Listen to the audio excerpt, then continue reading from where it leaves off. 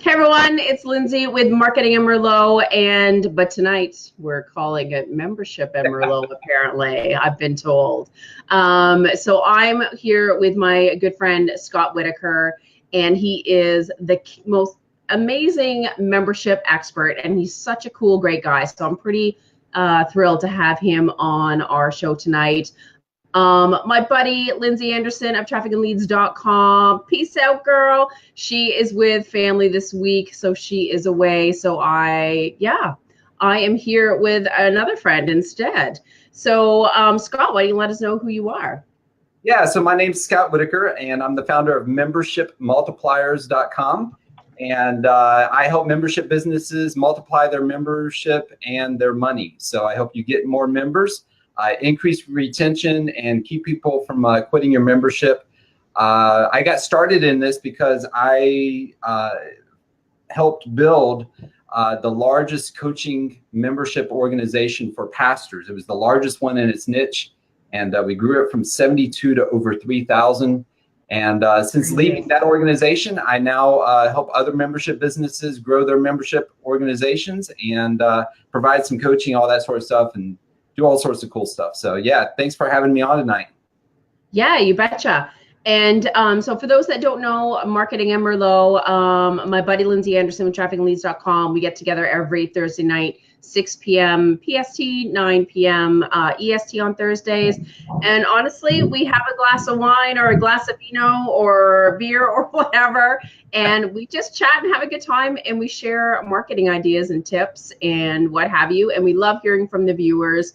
And sometimes, we get peanut gallery like Robert Plank and Adam chiming in, which is always fun. So so we always love having guest speakers. Now hey Peg, great to have you on. So there's Peg. She is here almost every week. She is a loyal watcher, listener. And David Brown says, welcome Scott and hello Lindsay. Thanks guys. I hope you have your questions ready. So last week, Lindsay and I talked about memberships, and oh my God, the amount of comments that we had on the show were huge. So we're like, clearly this is a hot topic, right? And so we were talking about memberships and how they're, useful to grow your business, how you can kind of automate that recurring revenue. And I did mention you, of course, and I did my best to remember something that you said. And that was because you were great with really acronyms. And it was, now I forget what it is. You need to, when someone signs on, you need to figure out what they need to believe, what they need to achieve. And what was the other thing? What they need to receive. Receive, that's it. That's so right. Can you, yes. So sorry if I screwed that up, but I spoke the heart of it, what I remembered, because I thought it was really, really powerful. So let's just touch upon that real quick. Yeah, so one of the systems in your membership business is taking somebody from sign up to fully engaged in your membership. I call that the assimilation system. So how do you assimilate from sign up to fully engaged? What is that process that gets them fully engaged and consuming and utilizing the membership? So the first question is what do you want your members to receive? This is actually probably the most easiest to make happen, because really it comes down to what do you want them to receive in the first hour, what do you want them to receive in the first day, the first week, and then the first month, and then you can build it out from there, first quarter, first 6 months, all that. But if you really just focus in on what do you want them to receive in the first hour, day, week, month, you'll begin that process. And then what do you want them to believe? So what do you want them to believe about your membership that is going to make their life better, make their business better, whatever it is that is within your niche? They're coming to you wanting some value. So there's also a belief system there about that value, about what they're wanting from you. So how can you assimilate them to begin to understand what it is that you need to, that you're giving them as part of the membership? For so many of us, there is this mindset. Those of you who are coaches, there's a mindset issue. So you got to help them and with their beliefs on that and assimilate it. Lindsay, Mike Aguilera, private client of mine, you're involved with his membership. He's really got this down in that it's CEO warrior. And like everybody who joins his membership is joining this warrior type code. And he impresses that upon them, all of his events, everything. It's just this warrior mindset. And so that's part of the belief system that he's got. And then what do you want them to achieve? What quick win can you give them in your membership that gets them this, hey, I used this membership, it worked, and now I'm getting results.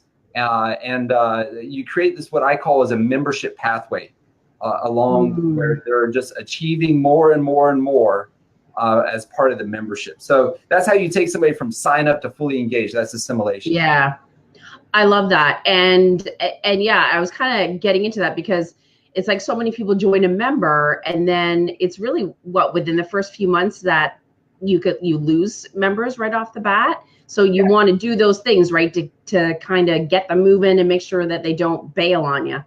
Yeah, I mean, most membership businesses after about month 3 or 4 start to see, their retention dropping off. And so when you begin to set this assimilation system into place, you'll be able to help catapult them past month 3 or 4. Which just saying that is like if you look at where your retention drops off. Yeah. Somebody says, well, my retention, I'm starting to lose people at month 3 or month 4, whichever it is. What they end up doing is they say, well, I need to fix something at month 3. That's really the wrong place to fix it. Yeah, totally. At month 3, that's where the decision is made. So you got to step back and say at month 2 and really toward the end of month 1, what can I do in month 2, the end of month 1, month 2, to now catapult them past that decision come month 3. Yeah, that makes sense. Now, Peg and David, remind me, do you guys have a membership started? Or if I remember correctly, David, you do. And then Peg, are you looking to start like a membership program? So I would love to hear from you guys kind of what stage you're at, or if you're contemplating it. Lord knows I know I've had my coach and Lindsey Anderson like, you have to start a membership. And I'm like, I know. We did a podcast together, and I asked you the same thing. I was like, I know you did. When are you going to do a membership? I know. The summer's a bit, so Peg says she does not yet.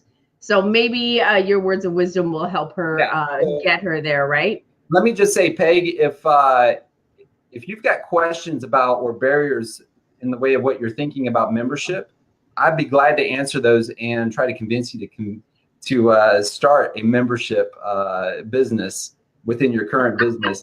Because I'll tell you, monthly recurring revenue is really where it's at. Absolutely.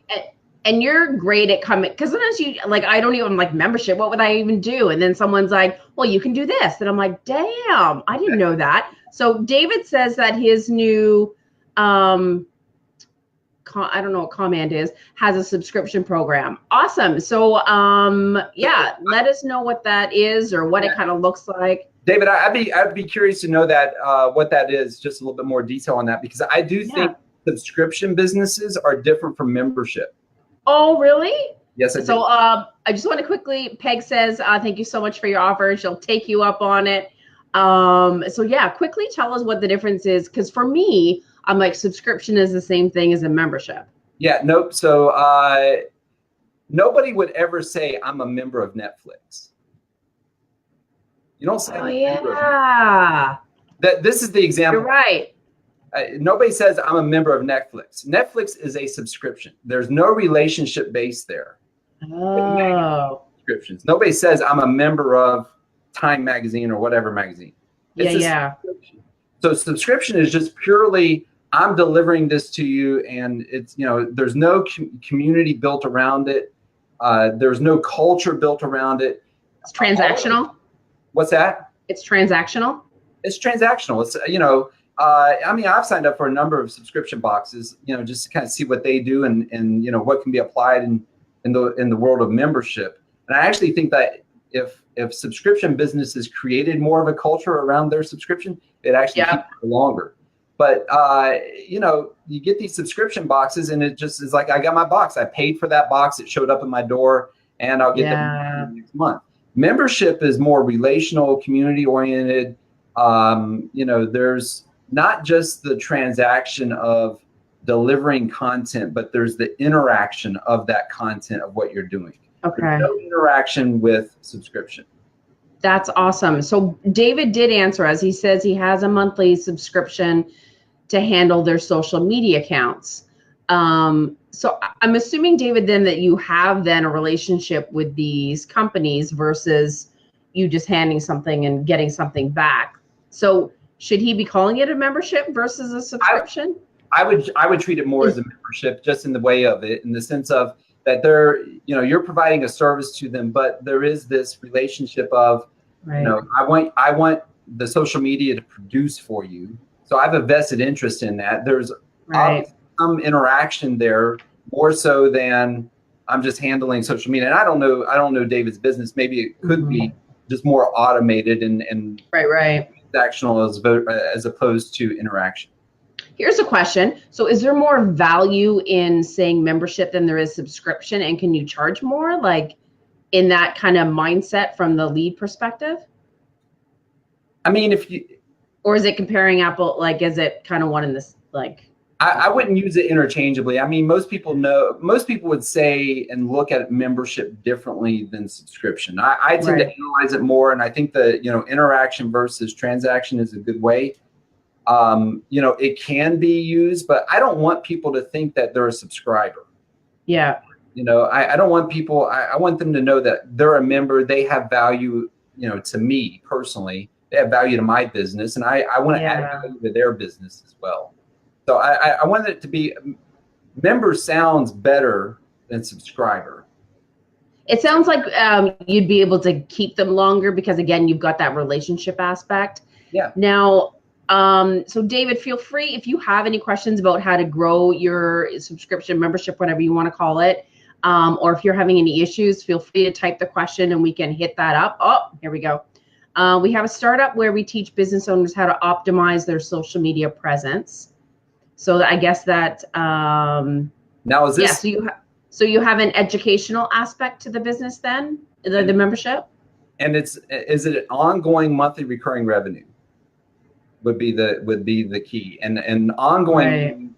It ends after 6 months. If it ends after 6 months, I want to find a way to make it a longer relationship. I don't want it to end all. I want it to be, I'm going to continue to add value for as long as you're a member in my membership. And those of you who have online courses, I mean, you have a course that maybe is so many weeks or so many months. I would turn that into an ongoing continuity program where it's a membership even after the course. Yeah.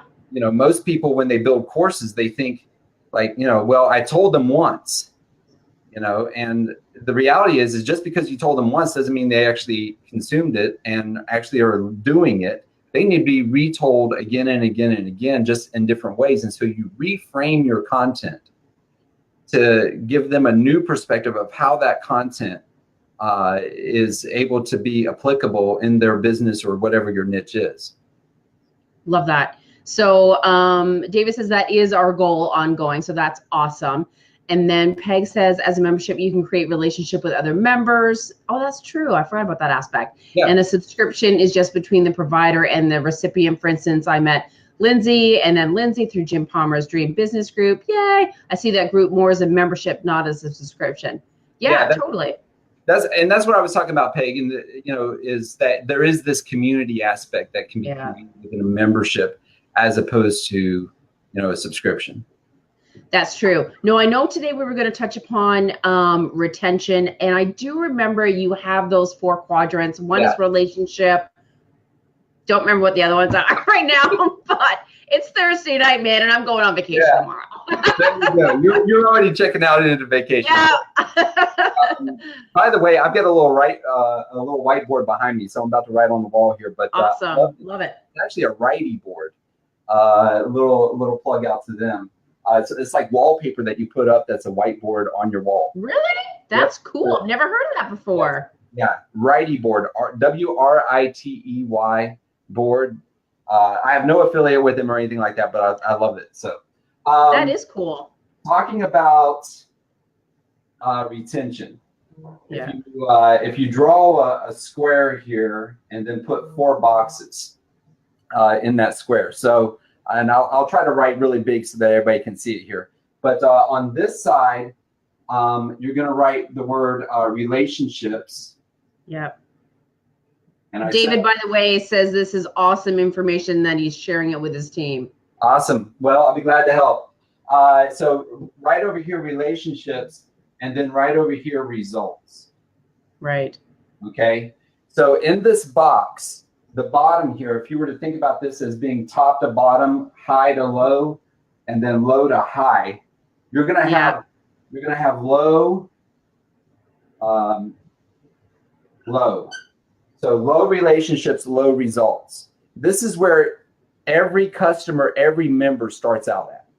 I mean, for the most part, they're coming in, they don't, and I know we try to put them through all sort of nurture sequences and everything else and do all that sort of stuff. But there really is a very low relationship, low results. Now, yes, here you've got high relationships, low results. So this now is Robert Plank. I remember I was telling you about my peanut gallery. So Robert Plank is in the house today. Hey, Robert. He says it's whiteboard time. Now we're serious. Right. I love to write on the whiteboard. It's more for me than for you guys because like it helps me think. So yeah. You've got high relationships, low results. This is a really good place because like, okay, now I've got a relationship within that membership. But what can happen is your competitors can come alongside and say, well, you're not getting the results. I can get you better results.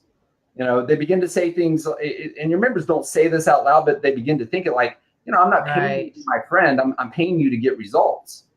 So they can go elsewhere. But then over here, you've got low relationship, high results. Well, again, that's a good place. But all of a sudden, it's like, well, you know, I like this membership, but I don't know anybody. I don't have a sense of belonging. Right. Membership. And then somebody else comes along and says, well, you know, hey, listen, I'm a member of this. You ought to be a member too. And they've got a relationship there. And now the friend actually draws them away from the membership. And they'll say, well, let me see if I can get the same results over in that membership and go over there. So this is now, Robert, I'm going to stop you for a second. I had a couple of shout outs to Tamara Marie. Hey, girl, thanks for joining us. And Robert Plank says your competitors can swoop in with a circle diagram on the whiteboard.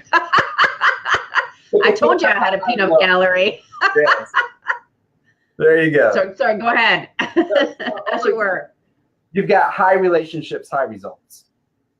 And that's what you want every member to be. You want every member to have a high engagement in the way of the relationship as much as possible. And then you want to build that community. And then you also want them to have high results. If you have those two things in your membership, where you're doing your best to create this relationship with people, and you're doing your best to get them the results, and they're getting these results, then they're never going to go away. I mean, why are they going to cancel something that is getting them results and create a community for them? They're not. So let me ask you this. So, because I was telling you off air that I was working with a client and he was changing one of his programs to a membership, different levels and stuff like that. So how do you, I mean, I'm sure this is probably like, you know, a half-day workshop, but, oh, hold on. I take a drink of Merlot every time Scott says something useful, and I chug the bottle when he says something mind-blowing. Attaboy, Robert. Get another bottle. I knew I liked him for a reason. And Tamara has a question too, but I want to ask you this real quick. So like when you're making a membership, right, or you're tweaking your membership levels or whatever, like some people pull a blank. I'm like, well, how do I make the relationship high? How do I make the results high? So before you answer that, Tamara says, how can you build a community virtually without encouraging people to spend all day on social media, which can distract them from getting results? Damn, that's a good question, isn't it? Yeah. So we'll ask that first before we get to David. So, Tamara, I know you just got a lot of questions in about 30 seconds. That's right. So the thing about that is number one, you're never going to be able to control them being on Facebook or social media. So you might as well maximize it. I mean, if they're going to be on it, and you're not going to be able to change their behaviors and their habits about getting on social media, it's a distraction. And guess what? Our membership is not the distraction for them on Facebook. You know, no offense to you, Lindsay. I'm not a cat guy. I love my dog, but they're watching cat videos. That's what they're doing. Yeah. You know, so if we can interject our content into that distraction that we've got, that's going to be part of it. Now you're serving, so it's not a distraction, right? Like you're giving and you're fostering and you're encouraging or whatever. Yeah. So it's all how you look at it, I guess. But to build it virtually, my biggest thing that I try to do to get my membership not to be a virtual membership is I try to move stuff offline. Now, I come from the Dan Kennedy world where like every member of mine, I mean, they're getting mailings from me every month. And I know on your membership, those of you who have memberships, you know, at like $30 and $40 and things like that, you immediately say, well, I can't do those sorts of things. Well, you know what? You can send a postcard. Right. I mean, you can send a letter.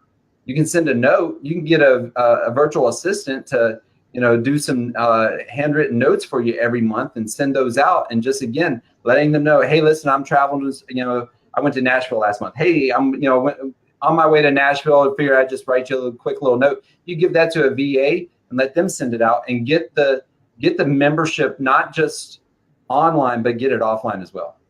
So touch point. So David says, as part of your membership, would you advise a private Facebook group as an added benefit? Yeah, I would. I mean, you know, you're probably asking the wrong guy on that just a little bit, because I tend to be not like huge social media guy. Yeah. But I would. I mean, it does become a place to do it. The thing is about having that community on Facebook is you gotta have critical mass. So if you don't have critical mass in your membership, I'd probably have a public Facebook group. And then as you get the critical mass, and I don't know what the number would be, you know, because everybody's different when it comes to Facebook. You can get a bunch of people like me in your membership who don't post on Facebook, but they're, you know, watching Facebook. So you could have get the critical mass and then convert it to a private group and grandfather everybody in, and then just close the group now that you have critical mass. Right. And I know, like, because I've known a lot of groups and memberships where like the community in Facebook is like, they're friends, like they're like typing what they're struggling with, asking for advice, sharing their wins. Like it's a real sense of community. So if you, I think if you put the time in and you personalize it, it can be really successful. And David says, thank you. And Peg is replying to, of course, Robert Plank's comment on the drinking, and says that we'll need more bottles tonight. That's right. Because you're sharing too much good stuff. I'm glad to do it. Glad to do it. Lindsay, you were going to ask a question about creating memberships. Yeah, like people, like how you're like, okay, I need to establish relationships with people. I need to bring results. So I think people really struggle with, what do I include in the program? How do I make sure that they achieve results? Like how do I do that, right? Okay. I mean, I'm sure there are a million ways, but even if you could share a couple, that would be awesome. Yeah, I'm going to go back to the whiteboard. So this will make Robert happy. Yes.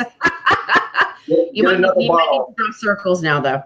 Get another bottle. All right. So when developing a membership, and who was it earlier who said, I don't have all the people who are on here? Who was it earlier who said that's considering building a membership? Peg was thinking about it. Okay, so Peg, this will be applicable to you as well. So when building a membership, first off, you always want to build your membership from the top down. In other words, you want to get the highest number of people paying you the most amount of money, and then build your bottom membership. I've got a client right now. I mean, honestly, he's like, you know, somebody told me that I should build a membership and, you know, started out at like $30, $40. I'm like, you know how many people it's going to take to get to scale that? And then all of your headaches, I'm telling you this, all of your headaches are at the bottom level of your membership. Okay. That's so true. I mean, it doesn't matter what you do. People say, well, I don't know, I joined this membership, you know, so people are canceling and there's refunds and all that sort of stuff. The people at the highest level who are paying you the most amount, their least headaches. And I mean, their questions like are energizing questions. Like they get you riled up. So you want to build it from the top down, because then they can pay you to build the bottom levels out. Your bottom level people, I love that. The bottom level people will never pay you enough to be able to build out your top end. So for an example, you know, which is easier, finding one person to pay you $100 or 10 people to pay you $10? Right. Find one person paying you $100. So go after that. Don't go after the $10 people to try to get $100. Go after the one person paying you $100 a month and go from there. So, and you know what? I'm going to interrupt you for a minute, because this was mind blowing for me when we were coaching with Mike and stuff like that. And you were, you know, you need to have 3 levels, blah, blah, blah. But sometimes even just having that bottom level to move people up to the higher level, you might not even sign people up for that. But it's like that mindset of like, but no, I want the higher one. Yeah. Or like that was like, yeah, like, and he has a few levels and no one's in the lower level. Like it's just there to push people to the higher one. I'm like, damn, that's so good. Yeah. I mean, you know, you build it out from the top down. I mean, you know, get people paying you the most amount of money so that then you can build out the lower levels underneath it. And Tamara says that that's her problem. She's really struggling. I don't have a high enough price point to scale effectively. You're not locked in, girl, Tamara. You can change your prices. You can change your membership levels. And I think, Tamara, I think we've worked a little bit together. We've talked about her. Really? I think so. If it's the same Tamara Marie, I think so. I think it has something to do with teaching Spanish through dancing. So membership, Tamara, let us know in the comments. So in building out your membership levels and figuring out, you know, how would I create content for different membership levels? Yeah. Obviously here I've got an axis. On this side, again, it's the word results. And then down here, it's access. Now, access could be access to your community. It could be access to you as the coach or to your staff or whoever, but you've got access, okay? Yeah. So I'm just gonna draw these little hash marks here. And it is the same Tamara Marie, by the way. She says, yes, that's me. Good memory, Scott. Yeah, hey, I don't forget people, or all that often at least. So so if you were to think about this as your low-end membership, yeah, you've got some results, but it's low results, and then you've got some access, but again, it's not complete access to you. What I've seen is membership businesses, what they tend to do is say, well, I'm going to try to give as much value as possible, and I'm going to try to give as much access as possible to me. And you can't do that. Like I was talking with one of my members a couple of days ago, and she was like, well, you know, I want to create more value, so I think I'll just do like 2 1-hour, you know, open office hours, video conference calls for her low-level membership. I'm like, why would you do that? I mean, like, that is crazy. I mean, 2 1-hour every month they're getting you for 2 hours. Why would they ever need to upgrade their membership? Totally. So let's put those further away from the bottom end. So you want them to get some results, but again, the results have to be something that they can actually do. It's got to be that quick win. It's got to be something that they can implement in their business. Yeah. If you give them too many results, they're never going to upgrade their membership as well. So you got to be careful on the results. I know, and I'm going to trust that everybody here, we all want to deliver really good content and really great value to our members. But we have to do it in such a way that is correlating with the investment that they're actually making. And that makes sense. You know, there's an old saying, you know, you don't cast pearls to swine. So like, you know, you got to save some of your golden stuff for the people who are really going to be able to implement it and are going to be able to make the most of it. And the investment that they're paying, the monthly fee that they're paying, increases along the way, because I know somebody who's paying me the most amount of money is going to be able to actually implement more of what I can give them. If I start doing that down here on the bottom level, I'm actually doing them a disservice for their membership, because they can't implement it. They don't have the finances to implement it. They don't have the money to implement it. They don't have the money for the marketing necessarily. So I got to be sure that I give them what they can actually do and implement at this level. And really, when you stop and think about it, it's like we all have, sales funnels, and you want to push your leads through a certain way to get to a certain end result that your goal is, right? And then here, it's like even though they're in the membership, you still want them to ascend to a higher level. So they need to have incentive. They need to have a reason. And there are strategies involved to get them to move up that ladder. Yeah, that's right. Tamara says there's so much free content out there, but I've also seen monthly Spanish memberships that are charging $100 plus per month for unlimited one-on-one tutoring. Yeah, I wouldn't want to do one-on-one. I wouldn't want to promise one-on-one. So I would be willing to say, hey, I'll do $100 a month, and here's what you're going to get. You're going to get me teaching you. I would never promise it being one-on-one, because your time is limited. And so again, I'm always cautious with people saying, well, I'm going to do one-on-one as opposed to one-to-many, because one-to-many you can scale. One-to-one, you've only got so many hours in your day, so many hours in your week, and then you're going to cap out, and you're going to be kicking yourself saying, why did I ever promise one-on-one? And now I've got to change my whole membership back to try to not do these one-on-ones anymore. And what was big for me a couple of years ago was really thinking, doing the math, right, of what my hourly worth is. It's like, here's how much money the company makes, blah, blah, blah. Here's how many their hours there are in a day. And it's like, damn. So it's like, I don't want to just give that time away willy-nilly, or I'm not going to do these tasks because I can get someone to do that for a third of the cost. It's like, it really puts it into perspective, right? Like what your time is worth. Yeah. So I had a couple members. One was, she's a life coach. And she has an association, and she was charging her members $17 a month. I mean, she was giving them all this stuff, all these tools that they could use in their coaching and everything. And I'm like, we got to double your prices. I tried to get her to do more than that. I tried to get her to go to 100. I'm like, let's just at least double. So now she's up to $39 a month, and she's not lost any, and she's still gaining members. Yeah. Just by that, I mean, people are so afraid to raise their rates or and it's like, you might get a couple drop off, but that's nothing compared to what you'll gain. Yes. I mean, you double your prices. It's not like you're going to lose 50% of your membership. By the way, if you did, at least you're now only serving 50% of your membership, and you still have the same amount paid. Yeah. That's not going to happen. So, raise the prices, as long as the value is there. And I always err on the assumption when I'm talking with membership businesses, I always err on the assumption that the value is there. So because if the value is not there, you're going to find out real quick, and you're going to have to change. And it's not the coaching that I give, it's the value created. So always assume that the value is there, and double the prices. Go for it.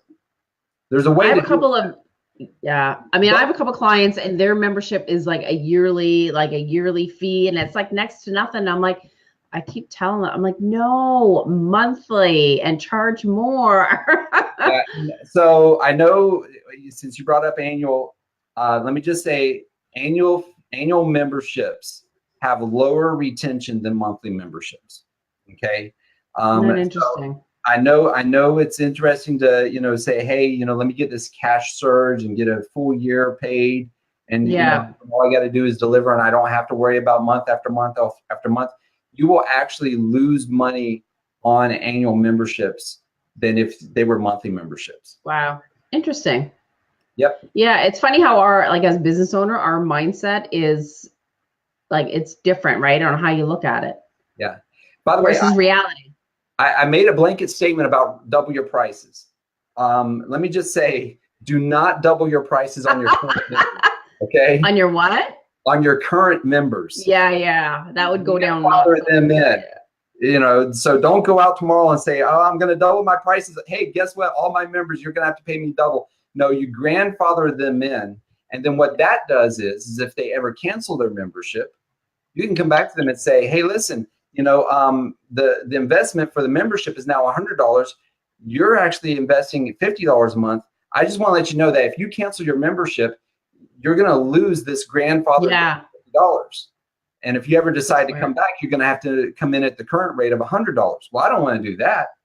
I know, right? So that's how you do that.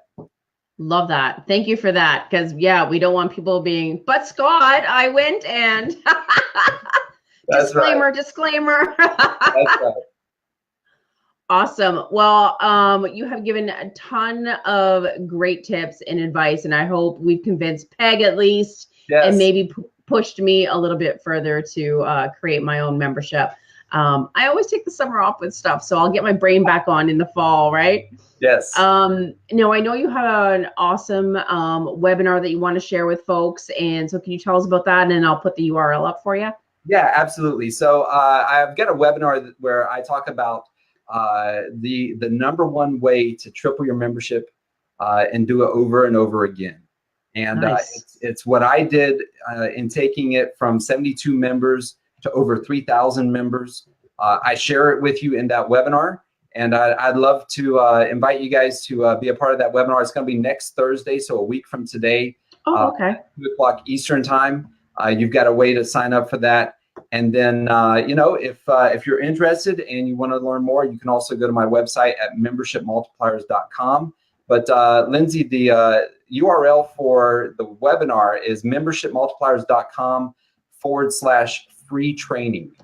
So free training, put that in at the end of the URL. Does that look right? Membershipmultipliers.com/free training. I can't see what you're referring to. Oh, you can't? Okay. No. Multipliers, right? Yeah, multipliers.com/free training. And maybe I can chat it over to you here, so we'll see. Yeah, or stick it in the comments too. Yeah. And Peg says, love the whiteboard and thanks for such fantastic info. And yeah, and I know even for those that weren't able to join us live tonight, they'll catch up and get up to speed tomorrow. Oh, I see your little chat that, you know what? I've never actually used that little, I did get it right. I've actually never used that little chat thingy. That's the only little chat thingy I got. Yeah, no, I've never used that chat feature in here. That is awesome. Yeah, and I did get the URL right. Okay. Perfect. So I will put that up there on the comments too once I hop off. And of course, if you are looking to attract and acquire more customers faster with powerful content marketing, go to smoothbusinessgrowth.com. I can't type and talk at the same time.